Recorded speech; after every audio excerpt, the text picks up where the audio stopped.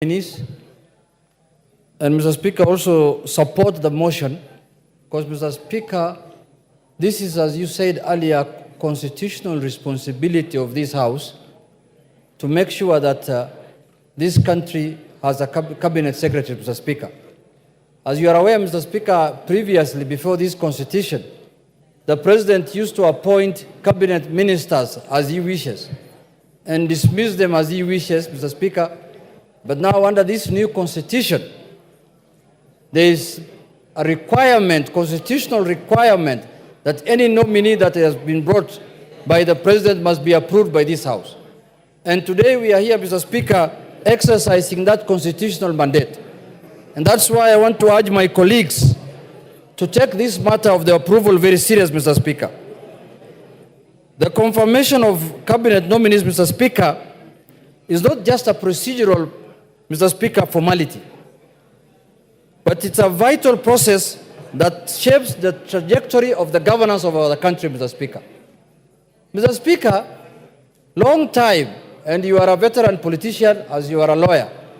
Mr. Speaker, the President used to nominate anybody if he feels like. Whether you are academically qualified, whether you have the experience, doesn't matter. Even if you have never stepped in a classroom, Mr. Speaker, the President has the prerogative to appoint you as a minister.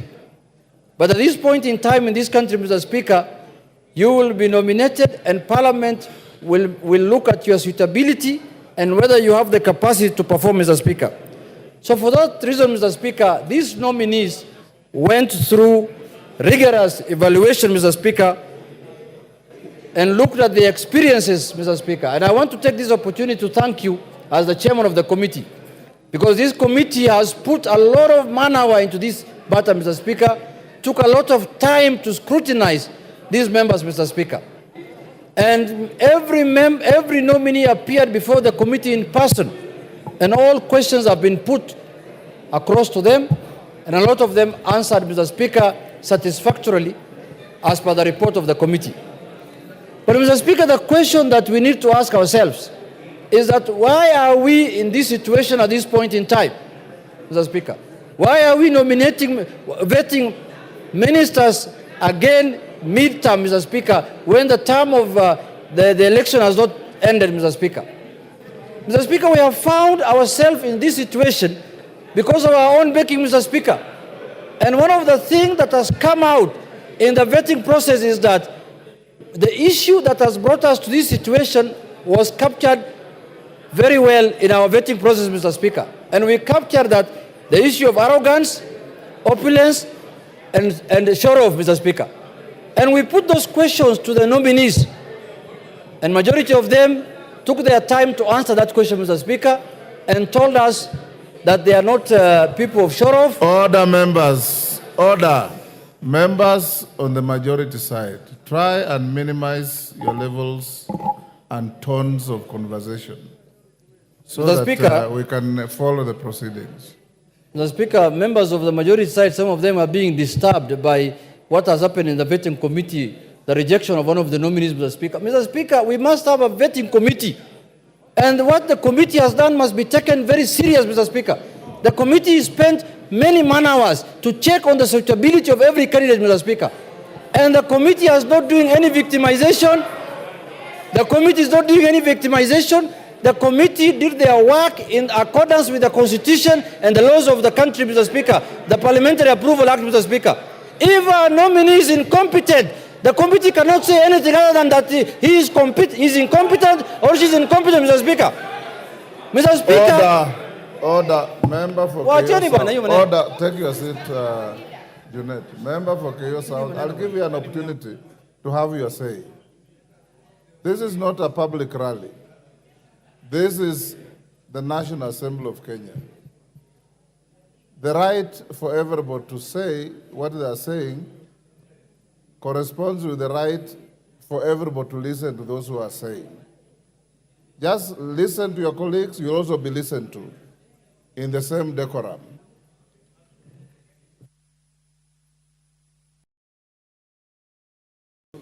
Mr. Speaker, when we say as a committee that someone is not suitable for this job, We are not imputing any improper motive of that person, Mr. Speaker. We are just saying that person is not suitable for this job. He can do another job elsewhere, Mr. Speaker. And Mr. Speaker, we are not here in this National Assembly to defend and protect anyone. We are just here to say the truth as it is, Mr. Speaker. So, Mr. Speaker, I want to say that the committee found majority of the nominees to be suitable for the job they have been given. Mr. Speaker, it is this House that can hold people accountable. We cannot hold members accountable outside this House, Mr. Speaker. It is our constitutional mandate to hold people accountable here, Mr. Speaker. What is the point of sending someone to a job and after a year and 2 years again, you have to recruit again afresh, Mr. Speaker, like what is happening now, Mr. Speaker? We must take our job very serious this time because the ministers that we vetted at the beginning of this term were assumed that they are going to finish their term up to the election, Mr. Speaker. But they couldn't do. Out of 22 cabinet ministers who are in office, almost over 10 of them are not in office as we speak today, Mr. Speaker. 10 of them are at home. Give him another 5 minutes. More than half of the cabinet that was vetted by this House, Mr. Speaker, at the beginning of the term are at home. They have all been dropped because of reasons, incompetency, and other issues. So, Mr. Speaker, it is the prerogative of this House to decide who is going to be approved and who is not going to be approved.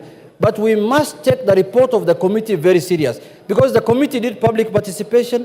They interviewed the nominees, they listened to them, they looked at their CVs, they looked at their compliance documents, they looked at their physical appearance, they looked at their mental everything, Mr. Speaker. So, Mr. Speaker, I urge this House, let us not belittle the report of the committee. The committee report is as important as what we are going to decide here, Mr. Speaker.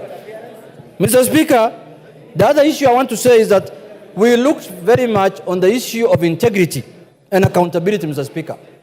There were allegations that have been raised by certain members.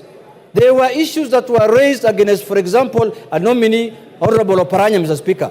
Issues of corruption, and we clarified, we said that the EACC has written, and the Director of Public Prosecution wrote to Parliament and said that there are no charges against that nominee, Mr. Speaker. And based on that, we made a decision.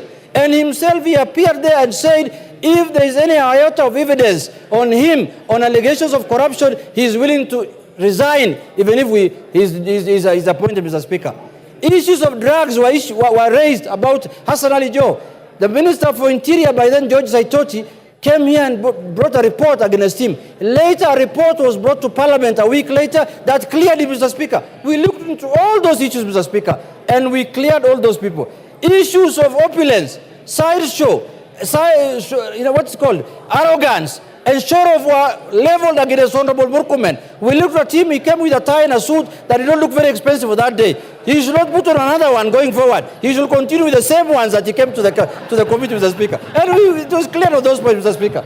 Mr. Speaker, we looked at the issues of commitment to public service, Mr. Speaker. Most of the nominees showed high level of commitment to public duty, Mr. Speaker. You could see the way they were answering the questions, and they said that they are willing and ready to serve the country, Mr. Speaker. Mr. Speaker, in conclusion, I want to say this.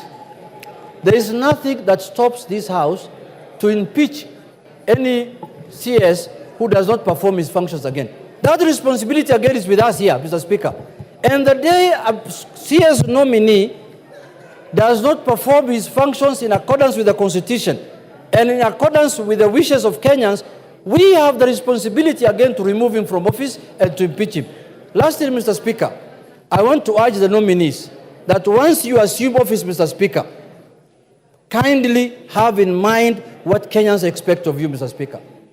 We interviewed the nominee for Interior, Mr. Speaker, and we told him there are many complaints about deaths in this country when people are demonstrating. He has to make sure, he has to put into consideration the sanctity of life, Mr. Speaker, that Kenyans must not die for exercising their freedoms and rights, Mr. Speaker. Demonstration is allowed in the country, but also the rights of other Kenyans must be respected when somebody is doing a demonstration, Mr. Speaker.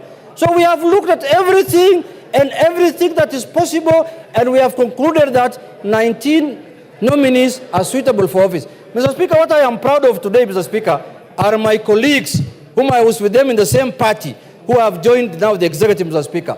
It has proved to me that the Raila Odinga Academy, School of Politics, is the best school of politics in this country, Mr. Speaker. Look at the kind of nominees they have donated to the Kaiserete, Mr. Speaker. Hassan Ali Joho, Oparanya, Upio Wandai, and Mbadi, Mr. Speaker. Those are the best nominees this country can have, Mr. Speaker. The best experts this country can have, Mr. Speaker. When they appeared before the committee, Mr. Speaker, the committee was perplexed. They said, we didn't know ODM have this kind of expertise, Mr. Speaker. We thought ODM is just hecklers and people who throw stones, people who make noise in this town, Mr. Speaker. But now we have proved to Kenyans and to the public and to this House that the best expertise is found in ODM, Mr. Speaker. Those few remarks, Mr. Speaker, I second, Mr. Speaker.